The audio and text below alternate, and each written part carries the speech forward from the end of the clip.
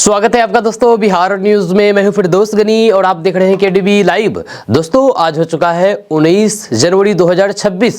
तो आज की पूरे बिहार की टॉप न्यूज लेकर आए हैं आपके लिए। वीडियो शुरू करने से पहले आपसे एक रिक्वेस्ट है कि अगर आप पहली बार इस चैनल पर आए हैं तो चैनल को सब्सक्राइब करके बेल आइकन को प्रेस कर दीजिए और साथ ही साथ वीडियो को लाइक कर दीजिए, अपने दोस्तों के साथ शेयर भी कीजिए। तो चलिए चलते हैं आज की खबरों की ओर। दोस्तों आज की बिहार न्यूज़ की शुरुआत तो करेंगे ही, लेकिन उससे पहले फिर से वही आपसे एक रिक्वेस्ट है कि आप लोग वीडियो तो देखते हैं पूरी की पूरी, लेकिन चैनल को बहुत कम लोग सब्सक्राइब करते हैं। अगर आप चैनल को आज सब्सक्राइब कर देंगे तो आपको कभी सब्सक्राइब करने की जरूरत नहीं है, एक ही बार सब्सक्राइब करना पड़ता है, जिससे आपको लेटेस्ट न्यूज़ देखने को मिलेगा। जी हाँ, तो अभी इस चैनल को सब्सक्राइब करके बेल आइकन को प्रेस कर दीजिए और लाइक भी कर दीजिए। तो चलिए चलते हैं आज की खबरों की ओर। तो आपको बता दूं कि बिहार से एक बेहद गंभीर और शर्मनाक मामला सामने आया है। खबर के मुताबिक बिहार के कटिहार में एक युवक अपनी पहचान छिपा करके आर्यन बन करके लोगों को धोखा दे रहा था, जबकि उसका असली नाम मोहम्मद फंटू बताया जा रहा है। आरोप है कि वो एक कोचिंग की आड़ में लड़कियों को फंसाता था, फिर उनका शोषण करता था। रिपोर्ट्स के अनुसार आरोपी लड़कियों को पढ़ाई और फिर कैरियर का बहाना बना करके करीब लेता था या भरोसा जीतता था और फिर उन्हें अपने जाल में फंसा लेता था। आरोप ये भी है कि वह कुछ लड़कियों को नेपाल ले जाकर के शराब पिलाता और उनका गलत इस्तेमाल करता था। जब मामला खुलने के बाद इलाके में आक्रोश है और फिर लोगों ने आरोपी के खिलाफ सख्त कार्रवाई की मांग की है। कुल मिलाकर के ये केस समाज के लिए बड़ा अलर्ट है कि कोचिंग या फिर पढ़ाई के नाम पर किसी भी व्यक्ति पर आंख बंद करके भरोसा नहीं किया जाना चाहिए। जब पुलिस ने मामले की जांच शुरू कर दी है और आरोपी पर कड़ी कार्रवाई की तैयारी कर रही है। दोस्तों बिहार में जमीन माफियाओं के खिलाफ सरकार ने अब बड़ा एक्शन प्लान तैयार कर लिया है। जब खबर के मुताबिक डिप्टी सीएम विजय कुमार सिन्हा ने साफ कर दिया है कि बिहार में भू माफिया का मार्च तक सफाया हो जाएगा, यानी कि सरकार ने जमीन से जुड़े हुए फर्जीवाड़े, कब्जा और दलाली करने वालों पर कार्रवाई के लिए डेडलाइन तय कर दी है। जब रिपोर्ट्स के अनुसार विजय सिन्हा ने अधिकारियों को निर्देश दिया है कि जमीन से जुड़े हुए मामलों में सख्त जांच, अवैध कब्जा हटाने और दाखिल खारिज जमाबंदी में गड़बड़ी करने वालों पर तेज कार्रवाई की जाए। जिन अफसरों की लापरवाही या फिर मिलीभगत सामने आएगी उन पर भी कार्रवाई हो सकती है। यह सरकार का मकसद जमीन का रिकॉर्ड साफ करना और आम लोगों को राहत देना है। कुल मिलाकर के ये बयान बताता है कि बिहार सरकार अब भूमि सुधार और फिर भू माफिया पर पूरी सख्त है। अगर वे अभियान सही तरीके से चला तो फिर जमीन विवाद कम होंगे, लोगों को न्याय जल्दी मिलेगा और राजस्व विभाग में पारदर्शिता भी बढ़ेगी। दोस्तों पीएम किसान योजना से जुड़े बिहार के किसानों के लिए ये बहुत बड़ी और ज़रूरी खबर है। रिपोर्ट्स के मुताबिक बिहार में कई किसानों की किस्त रुक सकती है, क्योंकि अब जमीन के कागज और रिकॉर्ड को लेकर की जांच तेज हो गई है। जिन किसानों के दस्तावेज पूरे सही नहीं है या फिर रिकॉर्ड में गड़बड़ी है तो उनका नाम लाभार्थी सूची से हटाने या फिर किस्त रोकने का खतरा बढ़ गया है। जब खबर के अनुसार सबसे ज़्यादा दिक्कत जमाबंदी, खतियान, नाम की गलती, आधार बैंक लिंकिंग, EKYC अधूरी होने और फिर किसान रजिस्ट्री नहीं बनने से हो रही है। कई मामलों में जमीन मालिक का नाम अलग है और आवेदन में नाम अलग दर्ज है, जिससे सिस्टम में मिसमैच दिखाता है और भुगतान अटक जाता है। वहीं पर अगर आप जानना चाहते हैं कि आपका नाम लिस्ट में है या नहीं तो फिर पीएम किसान portal beneficiary status beneficiary list में जाकर के मोबाइल नंबर या फिर रजिस्ट्रेशन नंबर से अपना स्टेटस चेक कर सकते हैं। अगर स्टेटस में पेंडिंग या फिर रिजेक्टेड दिखे तो फिर तुरंत CSC सेंटर या फिर कृषि कार्यालय जाकर के सुधार कराएं, ताकि आपकी किस्त ना रोके। दोस्तों बिहार के गरीब परिवारों के लिए बड़ी राहत वाली खबर सामने आई है। रिपोर्ट्स के मुताबिक मुख्यमंत्री नीतीश कुमार ने गरीब और फिर जरूरतमंद लोगों को फायदा पहुंचाने के लिए एक खास कदम उठाया है। सरकार का मकसद है कि जिन परिवारों को सबसे ज्यादा मदद की जरूरत है उन्हें योजना का लाभ जल्दी और फिर सही तरीके से मिल सके। खबर के अनुसार इस फैसले से गरीब परिवारों को रोजमर्रा की जरूरतों में राहत मिलेगी और सरकारी सहायता सीधे उन तक पहुंचेगी। बताया यह भी जा रहा है कि सरकार ने सामाजिक सुरक्षा और फिर जन कल्याण योजनाओं को और मजबूत करने की दिशा में यह कदम उठाया है, ताकि कोई भी पात्र परिवार मदद से वंचित ना रहे। कुल मिलाकर के नीतीश सरकार का यह फैसला गरीब परिवारों के लिए मौज वाली राहत लेकर के आया है। जहां आने वाले दिनों में इसका फायदा कितना लोगों तक को मिलेगा और कैसे मिलेगा, इसको लेकर के सरकार की तरफ से आगे और जानकारी भी सरकार की ओर से आगे और जानकारी भी जारी की जा सकती है। दोस्तों बिहार की महिलाओं के लिए सरकार एक खास योजना पर काम कर रही है, जिसे लेकर के बड़ी चर्चा हो रही है। खबर के मुताबिक कि इस योजना के तहत महिलाओं को 10 लाख रुपए तक का फायदा मिल सकता है। यानी कि सरकार महिलाओं को आर्थिक रूप से मजबूत बनाने और उन्हें आत्मनिर्भर बनाने के लिए बड़ा कदम उठाने जा रही है। जी हाँ, रिपोर्ट्स के अनुसार ये योजना सीधे नगद 10 लाख रुपए देने वाली नहीं मानी जा रही है, बल्कि इसका मतलब है कि महिलाओं को 10 लाख रुपए तक की सहायता, लोन, फाइनेंशियल सपोर्ट की सुविधा दी जाएगी। इससे महिलाएं अपना बिजनेस शुरू कर सकेगी, स्वरोजगार बढ़ेगा और फिर महिलाएं घर के साथ साथ कमाई के नए रास्ते बना पाएंगी। कुल मिलाकर के ये योजना बिहार की महिलाओं के लिए बड़ा अवसर हो सकती है। जैसे ही सरकार इसका पूरा नियम और फिर आवेदन प्रक्रिया जारी करेगी, तब महिलाओं को सही जानकारी मिल पाएगी और कि योजना का लाभ किसे मिलेगा और कैसे मिलेगा। केडीबी लाइव के माध्यम से हम भी आपको बताएंगे। दोस्तों, किशनगंज जिले के कोचाधामन थाना में पुलिस ने अंतर्राष्ट्रीय ऊंट तस्करी के एक बड़े नेटवर्क का पर्दाफाश किया है। गुप्त सूचना के आधार पर पुलिस ने हांडी भाषा मौधो पक्की सड़क पर वाहन चेकिंग अभियान चलाया। इसी दौरान यूपी नंबर के एक संदिग्ध युवक को रोका गया। चालक ने ट्रक खाली होने का दावा किया, लेकिन तलाशी लेने पर अंदर से 12 ऊंट बरामद किए गए हैं। जब पुलिस ने ट्रक चालक समेत 3 युवकों को मौके से गिरफ्तार कर लिया है, साथ ही साथ ट्रक और 3 मोबाइल फोन भी जब्त कर लिए हैं। शुरुआती जांच में मामला अंतर्राष्ट्रीय तस्करी नेटवर्क से जुड़ा बताया जा रहा है, जिसमें ऊंट को पड़ोसी देशों तक पहुंचाने की आशंका है। इस मामले में कोचाधामन थाना में केस दर्ज कर लिया गया है और फिर पुलिस पूरे नेटवर्क की जांच में जुट गई है। एसपी संतोष कुमार ने कहा कि आगे और गिरफ्तारियां हो सकती है। पुलिस की इस कार्रवाई से ऊंट तस्करों में हरकत मच गया है। दोस्तों, बिहार के वैशाली की रहने वाली अस्करा परवीन ने हिंदू युवक बादल कुमार से कोर्ट मैरिज कर ली है। जहां अस्करा परवीन ने शादी के बाद एक वीडियो जारी करके कहा कि उसने अपनी मर्जी से यह फैसला किया है और किसी का कोई भी दबाव नहीं था। जहां अस्करा परवीन और फिर बादल पिछले 4 साल से एक दूसरे को जानते थे और प्यार करते थे, लेकिन धर्म अलग होने के कारण परिवार इस रिश्ते के खिलाफ थे। जब वहीं पर 14 जनवरी को अस्करा घर से निकली और फिर मुजफ्फरपुर में बादल से कोर्ट मैरिज कर ली। जब वीडियो में अस्करा ने बताया है कि बादल ने उसकी मांग 5 बार भरी है और फिर अब वो दोनों साथ जिंदगी बिताना चाहते हैं। अस्करा ने आरोप लगाया है कि उसके भाई और फिर मामा से जान का खतरा है, जब उसने पुलिस प्रशासन से सुरक्षा की गुहार लगाई है। उधर परिवार की ओर से अपहरण का मामला दर्ज कर लिया गया है, जब पुलिस दोनों पक्षों के बयान और फिर सबूतों की जांच कर रही है। कानून के जानकारों का कहना है कि बालिग होने पर शादी करना दोनों का अधिकार है, लेकिन उनकी सुरक्षा सुनिश्चित करना प्रशासन की जिम्मेदारी है। दोस्तों, असदुद्दीन ओवैसी ने बांग्लादेश को लेकर के अहम बयान दिया है। खबर के मुताबिक एआईएमआईएम प्रमुख असदुद्दीन ओवैसी ने कहा कि बांग्लादेश की स्थिरता भारत के लिए जरूरी है, क्योंकि अगर वहां पर हालात बिगड़ते हैं तो फिर इसका फायदा आईएसआई और फिर चीन उठा सकते हैं। जब उनके मुताबिक बांग्लादेश में स्थिरता बढ़ने से भारत की सुरक्षा और सीमावर्ती इलाकों में भी असर पड़ सकता है। रिपोर्ट्स के अनुसार असदुद्दीन ओवैसी ने कहा कि भारत और बांग्लादेश के रिश्ते सिर्फ राजनीति तक सीमित नहीं है, बल्कि सुरक्षा, व्यापार और फिर सीमावर्ती शांति के लिहाज से भी बेहद जरूरी है। अगर बांग्लादेश में तनाव और फिर अराजकता बढ़ेगी तो फिर सीमा पर घुसपैठ, कट्टरपंथ और बाहरी ताकतों की दखलंदाजी का खतरा बढ़ सकता है। इसी वजह से उन्होंने बांग्लादेश में स्थिर सरकार और फिर शांति बनाए रखने की भारत के हित में बताया है। कुल मिलाकर के असदुद्दीन ओवैसी का संदेश यही है कि भारत को बांग्लादेश की स्थिति पर नजर रखनी चाहिए और वहां स्थिरता बनाए रखने के लिए कूटनीति स्तर पर समझदारी से काम करना चाहिए, ताकि देश की सुरक्षा और फिर क्षेत्रीय शांति पर कोई भी खतरा न पड़े। दोस्तों, बिहार में अब बिना हेलमेट बाइक चलाने वालों के लिए बड़ी मुसीबत आने वाली है। खबर के मुताबिक परिवहन विभाग और फिर ट्रैफिक पुलिस ने सड़क हादसे रोकने के लिए एक नया और सख्त प्लान तैयार कर लिया है, जिसे रिपोर्ट में सीक्रेट हथियार कहा जाता है। इसका मकसद है कि लोग डर के कारण नहीं, बल्कि अपनी सुरक्षा के लिए हेलमेट पहनने की आदत डालें। रिपोर्ट्स के अनुसार बिहार में सड़क हादसों में सबसे ज़्यादा जो जान जाती है वो 2 पहिया वाहन यानी कि मोटरसाइकिल चालकों की होती है, और इनमें सबसे बड़ी वजह हेलमेट ना पहनना है। इसी को देखते हुए विभाग अब नई तकनीक और सख्ती से नियम तोड़ने वालों पर कार्रवाई करेगा। इसमें कैमराओं और फिर डिजिटल सिस्टम के जरिए ऐसे लोगों की पहचान की जाएगी जो बिना हेलमेट चल रहे हैं, और फिर उनका ऑनलाइन चालान काटेगा।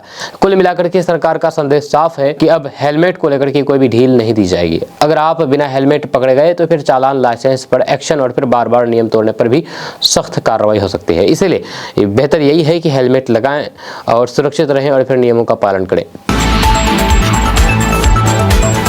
दोस्तों, इस्लामिक लीडर महमूद मदनी ने देश के मौजूदा माहौल को लेकर के बड़ा बयान दिया है। खबर के मुताबिक उन्होंने कहा कि देश में नफरत फैलाने वाली मानसिकता को छूट दी जा रही है, जिस वजह से समाज में तनाव और फिर विभाजन बढ़ रहा है। जय महमूद मदनी का कहना है कि जब ऐसे लोगों पर सख्त कार्रवाई नहीं होती है तो फिर उनका हौसला और बढ़ जाता है। रिपोर्ट्स के अनुसार महमूद मदनी ने यह भी कहा कि देश में भाईचारे और फिर आपसी एकता को कमजोर करने की कोशिश हो रही है। उन्होंने सरकार और फिर प्रशासन से मांग की है कि नफरत फैलाने वाले भाषणों और फिर घटनाओं पर सख्ती की जाए, ताकि समाज में शांति बनी रहे। कुल मिलाकर के उनका संदेश यही है कि देश को आगे बढ़ाने के लिए लोगों को धर्म और जाति के नाम पर बांटने की राजनीति बंद कर देनी चाहिए। अगर समय रहते नफरत पर रोक नहीं लगाई गई तो फिर इसका असर देश की एकता और फिर विकास दोनों पर पड़ सकता है। दोस्तों, पटना हॉस्टल कांड को लेकर के बिहार की राजनीति में अब मामला और भी गर्मा गया है। खबर के मुताबिक पूर्णिया सांसद पप्पू यादव ने इस पूरे मामले में सरकार पर गंभीर आरोप लगाए हैं। उन्होंने कहा कि सरकार रसूखदारों के बेटे को बचाने की कोशिश कर रही है, इसलिए इस मामले की सीबीआई जांच कराई जानी चाहिए ताकि सच्चाई पूरी तरह से सामने आ सके। रिपोर्ट्स के अनुसार पप्पू यादव ने इस मुद्दे पर सिर्फ नीतीश सरकार ही नहीं बल्कि विपक्ष के नेता तेजस्वी यादव को भी घेरा है। उन्होंने कहा कि जब बिहार में छात्राओं की सुरक्षा का मामला सामने आया है तो फिर सिर्फ बयानबाजी नहीं बल्कि सख्त कार्रवाई और निष्पक्ष जांच होनी चाहिए। पप्पू यादव का कहना है कि पुलिस प्रशासन पर दबाव बना करके मामलों को दबाने की कोशिश की जा रही है। जहां कुल मिलाकर के ये मामला अब राजनीतिक रूप से बड़ा मुद्दा बन गया है। जहां एक तरफ छात्राओं की सुरक्षा और फिर न्याय की मांग उठ रही है, वहीं दूसरी तरफ जांच को लेकर के आरोप प्रत्यारोप तेज हो गए हैं। अब देखना यह होगा कि सरकार इस पर क्या कदम उठाती है और सीबीआई जांच की मांग पर आगे क्या फैसला होता है। दोस्तों, बिहार की राजनीति में आरसीपी सिंह की जेडीयू में वापसी को लेकर के चल रही चर्चाओं पर अब बड़ा बयान सामने आया है। खबर के मुताबिक जेडीयू नेता ललन सिंह ने साफ शब्दों में कह दिया है कि 72 से 42 सीटों पर पहुंचाने वालों के लिए जेडीयू में कोई जगह नहीं है। इस बयान को आरसीपी सिंह पर सीधा हमला माना जा रहा है और इससे ये साफ संकेत मिल रहा है कि पार्टी में उनकी वापसी का रास्ता लगभग बंद है। रिपोर्ट्स के अनुसार ललन सिंह का कहना है कि पार्टी को नुकसान पहुंचाने वाले लोगों को दोबारा पार्टी में शामिल करने का कोई भी सवाल ही नहीं उठता है। उन्होंने ये भी इशारा किया है कि जेडीयू ने चुनाव में सीटें घटने की जिम्मेदारी कुछ नेताओं की गलत रणनीति पर भी डाली थी, जहां और उसी को लेकर के ये बयान दिया गया है। जब कुल मिलाकर के ललन सिंह के इस बयान के बाद आरसीपी सिंह की वापसी को लेकर के चल रही अटकलों पर फुल स्टॉप लग गया है। जी हां, अब ये साफ होता दिख रहा है कि जेडीयू के अंदर उनके लिए फिलहाल कोई जगह नहीं बन पा रही है और बिहार की राजनीति में ये मुद्दा आगे भी चर्चा में बना रहेगा। दोस्तों, अभी हम बात करेंगे लीवर की। जैसे कि आपको पता है कि केडीबी लाइव में हम लोग सेहत के बारे में बात करते हैं, तो आज सेहत के बारे में बात करेंगे लीवर की। तो लीवर हमारे शरीर का सबसे ज़रूरी फिल्टर है जो खून साफ करता है, वह फिर टॉक्सिन निकालता है और पाचन में मदद करता है।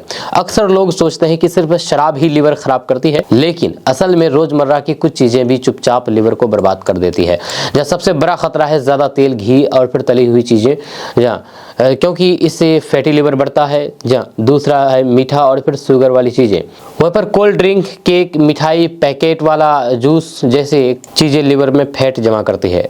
जहाँ तीसरा जहर है जंक फूड और प्रोसेस्ड खाना जैसे कि चिप्स, नूडल्स, बर्गर, पिज्ज़ा, जिनमें ट्रांस फैट और फिर केमिकल ज़्यादा होते हैं। वहीं पर चौथा बड़ा नुकसान करता है बिना ज़रूरत दवाइयाँ खाना, खास करके पेन किलर और फिर एंटीबायोटिक का बार बार इस्तेमाल, क्योंकि दवाइयों का असर सीधे लिवर पर पड़ता है।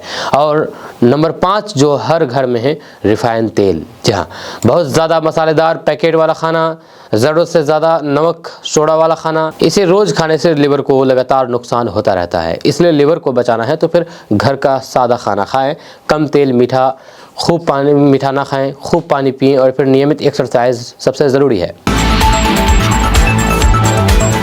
दोस्तों, वंदे भारत स्लीपर ट्रेन को लेकर के बड़ी खबर है। इस ट्रेन में यात्रियों को वो कई सुविधा मिलेगी जो कई बार राजधानी एक्सप्रेस जैसी प्रीमियम ट्रेनों में भी नहीं होती है। सबसे खास बात यह है कि इसमें वीआईपी कल्चर खत्म होगी, यानी कि आरएसी और फिर वेटिंग लिस्ट नहीं मिलेगा, सिर्फ कंफर्म टिकट पर ही यात्रा होगी, जिससे यात्रियों को आधे कंफर्म टिकट की टेंशन नहीं रहेगी। यह किराए की बात करें तो फिर वंदे भारत स्लीपर ट्रेन का मिनिमम चार्ज 400 किलोमीटर के हिसाब से तय किया गया है, यानी कि चाहे दूरी कम हो, किराया 400 का ही हो लगेगा। जहाँ इसके तहत AC 3 टायर का न्यूनतम किराया 960, AC 2 टायर किराया 1240 और AC फर्स्ट क्लास 1520 रुपये बताया गया है। वो भी GST अलग से देना होगा। वहीं पर दूरी बढ़ने पर किराया भी उसी हिसाब से बढ़ेगा और फिर कई रूटों पर इसका किराया राजधानी से भी ज़्यादा हो सकता है। कुल मिलाकर के वंदे भारत स्लीपर ट्रेन को रेलवे का प्रीमियम नाइट ट्रेवल के तौर पर भी ला रहा है, जहाँ ज़्यादा स्पीड, ज़्यादा आराम और टिकट सिस्टम में ज़्यादा स्पष्टता के साथ। इसलिए जो लोग लंबी दूरी की यात्रा करना चाहते हैं उनके लिए ये ट्रेन काफ़ी भरोसेमंद मानी जा रही है। दोस्तों, पूर्णिया के विकास को लेकर के सांसद पप्पू यादव ने एक बड़ी पहल की है। खबर के मुताबिक उन्होंने केंद्रीय मंत्री से मुलाकात करके पूर्णिया को MSME यानी कि छोटे और फिर मध्यम औद्योगिक हब बनाने की मांग रखी है। उनका कहना है कि अगर पूर्णिया में MSME हब बनता है तो फिर सीमांचल क्षेत्र को उद्योग, निवेश और फिर रोजगार के मामले में बड़ा फायदा मिलेगा। रिपोर्ट्स के अनुसार पप्पू यादव ने मंत्री के सामने ये मुद्दा रखा है कि पूर्णिया में जमीन, संसाधन और फिर लोकेशन की संभावनाएं मौजूद है, लेकिन औद्योगिक सुविधाएं न होने के कारण यहाँ के युवाओं को रोजगार के लिए बाहर जाना पड़ता है। MSME हब बनने से छोटे उद्योग, फूड प्रोसेसिंग, पैकेजिंग, हैंडीक्राफ्ट और फिर अन्य कारोबार को बढ़ावा मिलेगा। कुल मिलाकर के ये मांग इसलिए अहम मानी जा रही है क्योंकि इसमें पूर्णिया और फिर आसपास के जिलों में अस्थायी रोजगार जैसे कि किशनगंज, अररिया, पूर्णिया, कटिहार में रोजगार, स्थानीय व्यापार को ताकत और फिर आर्थिक विकास की रफ्तार बढ़ सकती है। अब देखना होगा कि केंद्र सरकार इस प्रस्ताव पर क्या फैसला लेती है और कब तक कोई ठोस कदम उठाया जाता है। दोस्तों, बिहार के युवाओं के लिए बड़ी खुशखबरी सामने आई है। खबर के मुताबिक नीतीश सरकार के कार्यकाल में इस बार नौकरियों को लेकर के बड़ा प्लान तैयार किया गया है, जहां दावा किया गया है कि 2026 में करीब 1,75,000 पदों पर बम्पर बहाली होने वाली है, जहां इससे सरकारी नौकरियों की तैयारी कर रहे लाखों अभ्यर्थियों में उम्मीद बढ़ गई है। रिपोर्ट्स के अनुसार ये भर्तियां अलग अलग विभागों में होगी, जिसमें शिक्षा, स्वास्थ्य, पुलिस प्रशासन और फिर तकनीकी विभाग जैसे कई सेक्टर शामिल हो सकते हैं। सरकार का फोकस है कि खाली पड़े पदों को जल्द भरा जाए और फिर युवाओं को रोजगार का मौका मिले। इसी वजह से कई नियुक्तियों की प्रक्रिया को तेज करने पर भी काम चल रहा है। कुल मिलाकर के अगर ये भर्ती योजना समय पर लागू होती है तो फिर बिहार में सरकारी नौकरी के लिए ये एक बड़ा अवसर होगा। यह युवाओं को सलाह है कि वे अपने अपने एग्जाम की तैयारी लगातार जारी रखें और जैसे ही नोटिफिकेशन मिलेगा तो समय रहते हुए आप आवेदन कर दें। दोस्तों, बिहार की सरकार स्कूलों में पढ़ने वाले बच्चों के लिए बड़ी खुशखबरी है। खबर के मुताबिक नीतीश सरकार ने ऐलान कर दिया है कि बिहार के 50 लाख से ज्यादा बच्चों को यूनिफॉर्म दी जाएगी। इससे गरीब मध्यम वर्ग के परिवारों को राहत मिलेगी और बच्चों की पढ़ाई में भी मदद होगी, क्योंकि यूनिफॉर्म मिलने से स्कूल में उपस्थिति और अनुशासन दोनों बेहतर होते हैं। जहाँ रिपोर्ट्स के अनुसार सरकार इस योजना को सिर्फ शिक्षा से नहीं जोड़ रही है बल्कि इसे रोजगार से भी जोड़ करके देख रही है। खबर में दावा किया गया है कि यूनिफॉर्म बनाने का काम स्थानीय स्तर पर कराया जाएगा, जिससे सिलाई, कढ़ाई, कपड़ा उद्योग और फिर जीविका समूह को काम मिल सकता है। कुल मिलाकर के ये फैसला दोहरा फायदा होने वाला माना जा रहा है। एक तरफ बच्चों को मुफ्त यूनिफॉर्म से शिक्षा में सहयोग मिलेगा, दूसरी तरफ बिहार में स्थानीय लोगों को काम और रोजगार के नए मौके मिल सकते हैं। दोस्तों, बिहार में शराबबंदी को सख्ती से लागू करने के लिए सरकार ने एक बड़ा एक्शन शुरू कर दिया है। खबर के मुताबिक बिहार में 24 शराब माफियाओं पर शिकंजा कसा गया है और इनके खिलाफ कड़ी कार्रवाई की तैयारी है। रिपोर्ट्स में बताया गया है कि इन माफियाओं की संपत्ति जब्त की जा सकती है। ये कार्रवाई डिप्टी CM सम्राट चौधरी के आदेश के बाद तेज कर दी गई है। खबर के अनुसार सरकार का मकसद साफ है कि जो लोग शराब की तस्करी और फिर अवैध धंधे से करोड़ों कमा रहे हैं उन्हें सिर्फ गिरफ्तारी ही नहीं बल्कि उनकी कमाई और संपत्ति पर भी वार किया जाए। इसी कारण अब प्रशासन और फिर पुलिस ने ऐसे लोगों की पहचान करके कार्रवाई की है, जहां इसमें घर, जमीन, गाड़ी और फिर अन्य संपत्ति जब्त होने की भी बात कही जा रही है। कुल मिलाकर के ये कदम शराब माफियाओं के लिए बड़ा झटका माना जा रहा है। दोस्तों, बिहार में जमीन और फ्लैट की रजिस्ट्री कराने वालों के लिए बड़ी राहत वाली खबर सामने आई है। रिपोर्ट के मुताबिक अब सरकार रजिस्ट्री दस्तावेजों की प्रक्रिया को आसान बनाने की तैयारी कर रही है। इसके तहत आने वाले समय में रजिस्ट्री सिस्टम को पेपरलेस बनाया जाएगा और फिर जमीन की पहचान और रिकॉर्ड को सही करने के लिए GIS मैपिंग का इस्तेमाल किया जाएगा। खबर के अनुसार अभी रजिस्ट्री के दौरान लोगों को काफ़ी कागजी झंझट, बार बार ऑफिस के चक्कर और फिर दस्तावेजों की लंबी प्रक्रिया झेलनी पड़ती है। लेकिन पेपरलेस सिस्टम लागू होने के बाद डॉक्यूमेंट्स ऑनलाइन होंगी, फर्जीवाड़ा कम होगा और रजिस्ट्री का काम तेज और फिर पारदर्शी बन सकेगा। GIS मैपिंग से जमीन का सही लोकेशन और फिर नक्शा रिकॉर्ड में जुड़ जाएगा, जिससे जमीन विवाद और फिर गलत रजिस्ट्री की परेशानी घटेगी। दोस्तों, खबर रक्सौल से है। रक्सौल और आसपास के लोगों के लिए बड़ी खुशखबरी सामने आई है। खबर के मुताबिक रक्सौल एयरपोर्ट से जल्द उड़ान सेवा शुरू होने की उम्मीद है। जी, बिहार के रक्सौल में भी जल्द ही एयरपोर्ट से उड़ान सेवा शुरू होगी। डिप्टी CM सम्राट चौधरी ने कहा है कि इस प्रोजेक्ट को लेकर के तैयारियां तेज हो गई है और अगले कुछ महीने से टेंडर प्रक्रिया शुरू कर दी जाएगी। जहाँ रिपोर्ट्स के अनुसार रक्सौल एयरपोर्ट चालू होने से सीमावर्ती इलाकों को बड़ा फायदा होगा। खास करके नेपाल बॉर्डर के पास होने के कारण रक्सौल का महत्व पहले से ही ज़्यादा है। एयरपोर्ट शुरू होने से व्यापार, पर्यटन और फिर आम यात्रियों को बेहतर कनेक्टिविटी मिलेगी और फिर पटना या फिर दूसरे शहर जाने में समय भी बचेगा। कुल मिलाकर के सरकार की तरफ से ये संकेत है कि रक्सौल एयरपोर्ट का काम अब तेजी से आगे बढ़ेगा। टेंडर निकलने के बाद निर्माण और जरूरी सुविधाएं तैयार की जाएगी, जिसके बाद यहां से उड़ान सेवा शुरू होने का रास्ता साफ हो जाएगा। दोस्तों, बिहार की राजनीति में कानून व्यवस्था को लेकर के बयानबाजी तेज हो गई है। खबर के मुताबिक आरजेडी नेता तेजस्वी यादव ने बिहार सरकार पर बड़ा हमला बोला है। उन्होंने बिहार में हो रही लड़कियों के साथ गलत काम और जान जाने की घटनाओं का जिक्र करते हुए कहा कि ये सरकार बेरहम, क्रूर और अमानवीय हो गई है। रिपोर्ट्स के अनुसार तेजस्वी यादव का कहना है कि बिहार में अपराध लगातार बढ़ रहा है और फिर खास करके महिलाओं की सुरक्षा को लेकर के सरकार गंभीर नहीं दिख रही है। उन्होंने आरोप लगाया है कि प्रशासन पर नियंत्रण कमजोर हो गया है और अपराधियों में डर खत्म हो चुका है। इसी वजह से ऐसी घटनाएं बार बार सामने आ रही है। कुल मिलाकर के तेजस्वी यादव ने मांग की है कि सरकार कानून व्यवस्था को लेकर के सख्त कदम उठाए और फिर पीड़ितों को न्याय दिलाए। इस बयान के बाद राजनीतिक माहौल और गर्मा गया है। दोस्तों, बिहार में अब आम जनता को बड़ी राहत मिलने वाली है। खबर के मुताबिक नीतीश सरकार ने जनता और फिर अफसरों के बीच दूरी कम करने के लिए सीधी मुलाकात नाम का नया सिस्टम लागू किया है। इसका मकसद है कि लोगों को अपनी समस्याओं के लिए बार बार दफ्तरों के चक्कर ना लगाने पड़े और वे सीधे अधिकारियों से मिलकर के शिकायत दर्ज करा सकें। रिपोर्ट्स के अनुसार इस व्यवस्था के तहत तय समय पर अफसरों को जनता से मिलना होगा और उनकी शिकायतें सुन करके समाधान करना होगा। जहाँ जमीन विवाद, दाखिल खरीद, जमाबंदी, प्रमाण पत्र, पेंशन, राशन कार्ड और सरकारी योजनाओं से जुड़ी समस्याएं जैसे कई परेशानियों का निपटारा इसी सिस्टम के जरिए जल्दी किया जाएगा। इससे भ्रष्टाचार और टाल मटोल पर भी रोक लगने में मदद मिलेगी। दोस्तों, बिहार से एक हैरान कर देने वाली खबर सामने आई है। रिपोर्ट्स के मुताबिक एक डॉक्टर ने खुद ही 1 करोड़ रुपए की रंगदारी वाली कहानी बना दी और फिर इसे असली धमकी की तरह पेश किया। जब पुलिस ने मामले की जांच की तो फिर पूरा सच सामने आ गया और इस केस में 3 लोगों की गिरफ्तारी हुई। खबर के अनुसार डॉक्टर ने पहले दावा किया था कि उससे 1 करोड़ रुपए की रंगदारी मांगी जा रही है, जिससे इलाके में हरकत मच गया। पुलिस ने गंभीरता से केस दर्ज करके जांच शुरू कर दी। जब कॉल डिटेल और सबूतों की छानबीन की गई, जांच में पता चला है कि रंगदारी की धमकी असली नहीं थी, बल्कि इसे खुद ही प्लान करके बनाया गया था, यानी कि डॉक्टर ने खुद ही प्लान किया था। कुल मिलाकर के ये मामला पुलिस के लिए भी चौंकाने वाला रहा। अब पुलिस ये पता लगाने में जुटी हुई है कि डॉक्टर ने ऐसा क्यों किया। क्या ये किसी को फंसाने की साजिश थी या किसी और वजह से बनाई गई कहानी? इस मामले में आगे और खुलासे होने की संभावना है। दोस्तों, बिहार में ट्रैफिक नियम तोड़ने वालों के लिए अब सख्ती और बढ़ने वाली है। खबर के मुताबिक बिहार पुलिस को जल्द ही 50 ड्रोन मिलने जा रहे हैं, जिससे अब सड़कों पर निगरानी और ज़्यादा तेज हो जाएगी।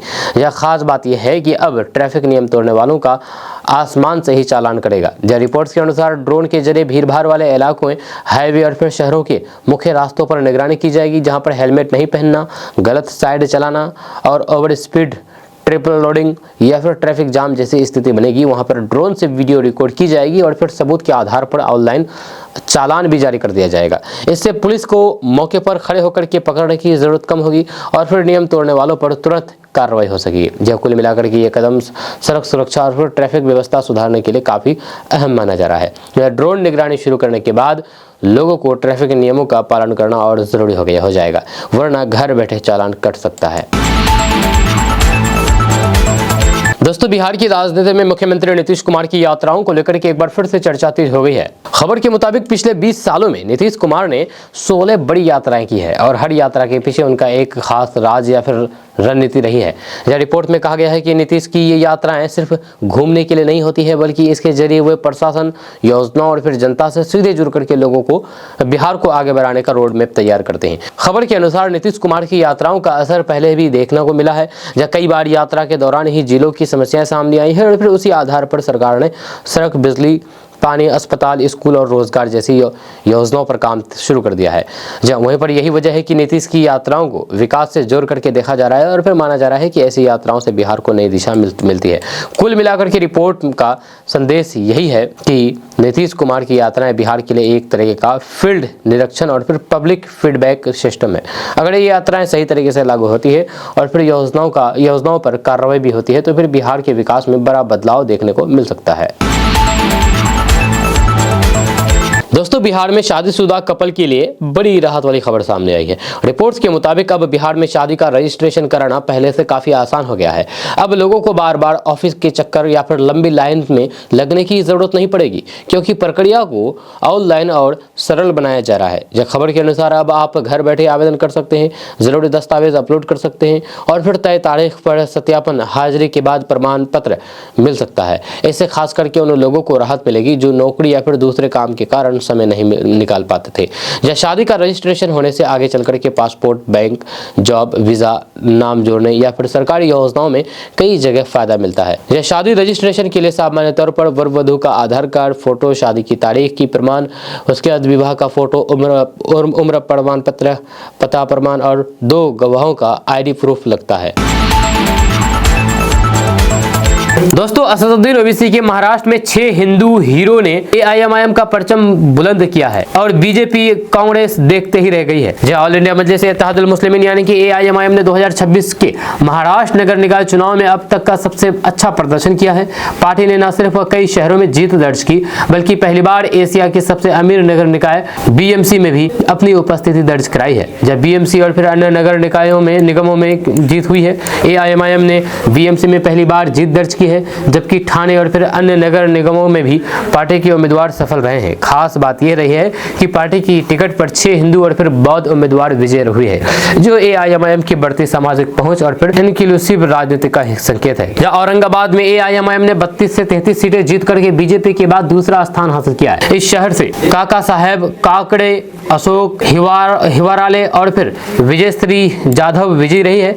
जहां नागपुर में पार्टी को 6 से 7 सीटें मिली है, जिसमें पवन कोये और फिर वर्षा डोंगरे की जीत प्रमुख रही है। मुंबई के BMC में AIMIM ने 4 से 8 सीट जीत करके पहला रिकॉर्ड बनाया है। गोवंडी शिवाजी नगर से विजय उबाले, जो कि दलित समुदाय से हैं, यहां जीतने वाले प्रमुख उम्मीदवार रहे हैं। वहीं पर जीत के बाद AIMIM अध्यक्ष असदुद्दीन ओवैसी के निर्देश पर पार्टी के विधायक मोहसिन बिन अब्दुल्ला बलाला और फिर पूर्व विधायक वारिस पठान ने मुंबई में नए निर्वाचन पार्षदों से मुलाकात की। बैठक में संगठन विस्तार और फिर आगामी रणनीति पर विस्तार से विचार विमर्श किया गया। AIMIM की ये जीत कांग्रेस, NCP और फिर समाजवादी पार्टी जैसे दलों के लिए चुनौती साबित हुई है। जब कई मुस्लिम बहुल वार्डों में AIMIM ने इन पारंपरिक दलों के वोट आधार को अपने पक्ष में किया है। जो पार्टी के महाराष्ट्र अध्यक्ष इम्तियाज जलील ने कहा कि अब AIMIM का आधार केवल मुस्लिम समुदाय तक सीमित नहीं है। जब राजनीतिक विशेषज्ञों का मानना है कि BMC में पहली जीत और फिर हिंदू बौद्ध उम्मीदवारों की सफलता महाराष्ट्र की राजनीति में नए सामाजिक और फिर राजनीतिक समीकरण खड़े कर सकती है। आपका इसके बारे में क्या कहना है, नीचे कमेंट बॉक्स में कमेंट करके जरूर बताइएगा। दोस्तों किशनगंज वासियों के लिए ये किसी बड़ी खुशखबरी से कम नहीं है। किशनगंज जिले के बेटे अमर कुमार झा ने पूरे क्षेत्र का नाम रोशन किया है। भारतीय रेलवे द्वारा उन्हें साल 2025 के लिए 70वें अति विशिष्ट रेल सेवा पुरस्कार से सम्मानित किया गया है। ये सम्मान रेलवे के उन अधिकारियों और फिर कर्मचारियों को दिया जाता है जो अपने कर्तव्य का निर्वहन पूरी ईमानदारी, निष्ठा और असाधारण समर्पण के साथ करते हैं। किशनगंज निवासी अमर कुमार झा वर्तमान में उत्तर पश्चिम रेलवे के अजमेर मंडल में सहायक परिचालन प्रबंधन के पद पर कार्यरत हैं। जब परिचालन विभाग रेलवे का एक अत्यंत महत्वपूर्ण हिस्सा होता है, जहां पर ट्रेनों को सुरक्षित संचालन, समय पालन, यात्री सुविधा और फिर आपातकालीन प्रबंधन की जिम्मेदारी होती है। अमर कुमार झा ने अपने कार्यकाल के दौरान इन सभी जिम्मेदारियों को बेहद कुशलता से निभाया है। रेलवे सूत्रों के अनुसार अमर कुमार झा ने अपने कार्यकाल में लगभग 96% स्ट्राइक रेट के साथ परिचालन दक्षता में उल्लेखनीय सुधार किया है। उन्होंने ट्रेनों की समयबद्धता, सुरक्षा व्यवस्था और फिर संसाधनों के बेहतर उपयोग पर विशेष ध्यान दिया है। जब कई आपातकालीन परिस्थितियों में उनके नेतृत्व और फिर त्वरित निर्णय क्षमता की सराहना की गई है। उन्होंने न केवल प्रशासनिक स्तर पर बेहतर कार्य किया है, बल्कि अधीनस्थ कर्मचारियों के साथ बेहतर तालमेल बना करके टीम वर्क का भी शानदार उदाहरण पेश किया। रेलवे संसाधनों का पारदर्शी और फिर प्रभावी उपयोग सुनिश्चित करना भी उनकी कार्यशैली की बड़ी विशेषता रही है। वहीं पर अमर कुमार झा किशनगंज के रिटायर्ड शिक्षक पंडित जगन्नाथ झा के बड़े पुत्र हैं। उन्होंने अपने पिता से मिले संस्कारों और फिर नैतिक मूल्यों को जीवन में उतारते हुए ये मुकाम हासिल किया है। जहां साधारण परिवार से निकल करके देश की सबसे बड़ी संस्थाओं में से एक भारतीय रेलवे में ये सम्मान पाना किसी प्रेरणा से कम नहीं है। जहां उनकी ये उपलब्धि न केवल उनके परिवार के लिए बल्कि पूरे किशनगंज, सीमांचल और फिर बिहार के लिए गर्व की बात है। जहां किशनगंज जिले के युवाओं के लिए ये एक प्रेरणा स्रोत बन गया है। जहां कड़ी मेहनत, ईमानदारी और फिर लगन से किसी भी मुकाम को हासिल किया जा सकता है। दोस्तों, बिहार में मॉब लिंचिंग की घटनाओं पर मौलाना महमूद मदनी ने नीतीश सरकार को चिट्ठी लिखी है और दोषियों के खिलाफ कठोर कार्रवाई की मांग की है। जमीयत उलमा हिंद के अध्यक्ष मौलाना महमूद मदनी ने हाल के दिनों में बिहार में मुस्लिम अल्पसंख्यक समुदाय के खिलाफ कथित मॉब लिंचिंग और हत्या की लगातार घटनाओं पर गहरी चिंता जताई है। इस मामले में उन्होंने बिहार के मुख्यमंत्री नीतीश कुमार को एक विस्तृत पत्र लिखकर के दोषियों के खिलाफ तत्काल प्रभावी और फिर निर्णायक कार्रवाई की मांग की है। अपने पत्र में मौलाना महमूद मदनी ने कहा कि महात्मा बुद्ध की भूमि बिहार सामाजिक सौहार्द, करुणा और अहिंसा की उज्जवल परंपरा के लिए जानी जाती रही है, लेकिन हालिया घटनाओं ने राज्य की इस ऐतिहासिक पहचान को गंभीर रूप से चोट पहुंचाई है। उन्होंने कहा है कि आज पूरे देश में नफरत फैलाने वाली मानसिकता को खुली छूट दी जा रही है, जिसमें सामान्य असामाजिक तत्वों के साथ साथ सांसद और विधानसभा तक के जनप्रतिनिधि भी शामिल है। जब नफरत, हिंसा, खून खराबे और फिर हत्या का रूप ले ले, तब राज्य की चुप्पी अत्यंत घातक सिद्ध होती है। ऐसे में मुख्यमंत्री के रूप में नागरिकों की जान माल की सुरक्षा सुनिश्चित करना और जनता के डगमगाए विश्वास को बहाल करना आपकी संवैधानिक और फिर नैतिक हिस्सेदारी है। जब मौलाना मदनी ने अपने पत्र में हालिया सभी गंभीर और फिर चिंताजनक घटनाओं का जिक्र किया है। मौलाना मदनी ने कहा कि नवादा जिले में मुस्लिम कपड़ा व्यापारी मोहम्मद अजहर हुसैन के साथ की गई बर्बरता और बाद में उसकी हुई मौत, गोपालगंज के मठिया गांव में अहमद आजाद को मांस रखने के शक में बिजली के खंभे से बांध करके सार्वजनिक रूप से पीटे जाने की घटना, और फिर मधुबनी जिले के चकदहा बस्ती में मोहम्मद मुर्शीद आलम को बांग्लादेशी बता करके अपहरण, शारीरिक यातना और फिर अपमान का शिकार बनाए जाने का मामला, वहीं पर झंझारपुर में एक मामूली विवाद के बाद मोहम्मद कय्यूम की हत्या, और मधेपुरा जिले के मुरलीगंज क्षेत्र के भेवरपट्टी गांव में एक विधवा मुस्लिम मजदूर हिना परवीन का अपहरण, कथित सामूहिक दुष्कर्म और फिर निशंक हत्या जैसी दिल दहला देने वाली घटना शामिल है। यह मौलाना महमूद मदनी ने खास तौर से हिना परवीन के साथ घटित जघन्य अपराध पर गहरा दुख जताया है और पीड़ा और फिर आक्रोश व्यक्त करते हुए कहा कि 6 मासूम बच्चों के एकमात्र संरक्षक असहाय विधवा की इस प्रकार निर्मम हत्या हमारे समाज की संवेदनशीलता और फिर प्रशासनिक व्यवस्था की कार्यकुशलता दोनों पर गंभीर प्रश्न खड़े करती है। जमीयत उलमा हिंद ने मांग की है कि इन सभी मामलों में शामिल व्यक्तियों के खिलाफ जल्द, पारदर्शी और निष्पक्ष कार्रवाई सुनिश्चित की जाए। लापरवाही के दोषी अधिकारियों के खिलाफ कठोर अनुशासनात्मक कदम उठाए जाए और फिर पीड़ित परिवार को पर्याप्त मुआवजा, न्याय और फिर पुनर्वास प्रदान किया जाए। दोस्तों, कभी कांग्रेस उद्धव ठाकरे को पानी पी पी करके कोसने वाले असदुद्दीन ओवैसी आज उससे गठबंधन की बातें कर रहे हैं। महाराष्ट्र की राजनीति में एक बार फिर से बड़ा यूटर्न देखने को मिल रहा है। जो असदुद्दीन ओवैसी कल तक कांग्रेस, उद्धव ठाकरे और फिर एनसीपी को जम करके कोस रहे थे, आज वही ओवैसी उन्हीं दलों के साथ जाने के लिए तैयार नजर आ रहे हैं। फर्क बस इतना है कि इस बार शर्त रख दी गई है इज्जत और हिस्सेदारी की। बीएमसी चुनाव में मेयर बनाने की राजनीति तेज हो गई है। ऐसे में सवाल उठ रहा है कि क्या असदुद्दीन ओवैसी ठाकरे, कांग्रेस और फिर एनसीपी के साथ जाएंगे? इस पर असदुद्दीन ओवैसी ने कहा कि जाएंगे का मतलब ये नहीं है कि कोई आकर बोले दरी बिछाओ और लेट जाओ। अगर इज्जत के साथ हिस्सेदारी की बात होगी तो बात होगी, वरना कोई डील नहीं होगी। यानी कि साफ है कि ओवैसी अब सौदेबाजी की भाषा में बात कर रहे हैं। वही ओवैसी जो चुनाव में कांग्रेस और उद्धव को जोकर, फेल नेता और फिर न जाने क्या क्या कहते रहे। असदुद्दीन ओवैसी का दर्द भी छलका है। उन्होंने कहा कि उनको तो मेरी परछाई से भी डर लगता है। मेरा नाम लेना हो तो गाली के बिना नहीं लेते। बिहार चुनाव में उन्होंने मुझे क्या क्या नहीं कहा। यानी कि कल तक जो दुश्मन थे आज उन्हीं से दोस्ती की उम्मीद लगाए बैठे हैं असदुद्दीन ओवैसी साहब। आपको बता दूं कि असदुद्दीन ओवैसी ने अपने मजबूत आंकड़ों का भी हवाला दिया है। असदुद्दीन ओवैसी की पार्टी छत्रपति संभाजीनगर में 33 सीट जीते हैं, मालेगांव में 21, नांदेड़ 14, अमरावती 12, धुले 10, सोलापुर 8, मुंबई 8, नागपुर 6, ठाणे 5, अकोला 3, अलियानगर 2, जालना 2, कुल मिलाकर के 29 में से 12 महानगर पालिकाओं में एआईएमआईएम की मौजूदगी दर्ज हुई है। सबसे शानदार प्रदर्शन छत्रपति संभाजीनगर में रहा है, जो कि पहले औरंगाबाद के नाम से जाना जाता था, जहां पर पार्टी को 33 सीटें मिली है। आपका इसके बारे में क्या कहना है? नीचे कमेंट बॉक्स में कमेंट करके जरूर बताइएगा। दोस्तों, कल प्रधानमंत्री नरेंद्र मोदी सीमांचल आए हुए थे। जी सीमांचल के पूर्णिया में पीएम मोदी का भव्य स्वागत किया गया। वहीं पर सीमांचल को औद्योगिक हब बनाने पर अहम बातचीत हुई है प्रधानमंत्री नरेंद्र मोदी से, वो भी सीमांचल में। जी हाँ, पूर्णिया एयरपोर्ट पर कल प्रधानमंत्री नरेंद्र मोदी के आगमन पर उनका भव्य स्वागत किया गया। बिहार सरकार के उद्योग एवं पथ निर्माण मंत्री डॉक्टर दिलीप कुमार जायसवाल ने एयरपोर्ट पर पहुंच करके प्रधानमंत्री का गर्मजोशी से अभिनंदन किया। पीएम मोदी का यह दौरा सीमांचल क्षेत्र के लिए बेहद महत्वपूर्ण माना जा रहा है। यह एयरपोर्ट परिसर में ही प्रधानमंत्री नरेंद्र मोदी और फिर मंत्री डॉक्टर दिलीप कुमार जायसवाल के बीच सीमांचल के विकास को लेकर के विस्तृत चर्चा हुई। इस दौरान बातचीत का मुख्य फोकस क्षेत्र में उद्योगों की संभावनाएं, नए निवेशकों के अवसर, सड़क नेटवर्क को मजबूत करने और फिर बुनियादी ढांचे के विकास पर रहा है। वहीं पर मंत्री डॉक्टर दिलीप कुमार जायसवाल ने प्रधानमंत्री को बताया है कि सीमांचल क्षेत्र में उद्योग लगाने की अपार संभावनाएं है। चाय बागान, फसल और फिर सब्जियों का बड़ा उत्पादन होता है।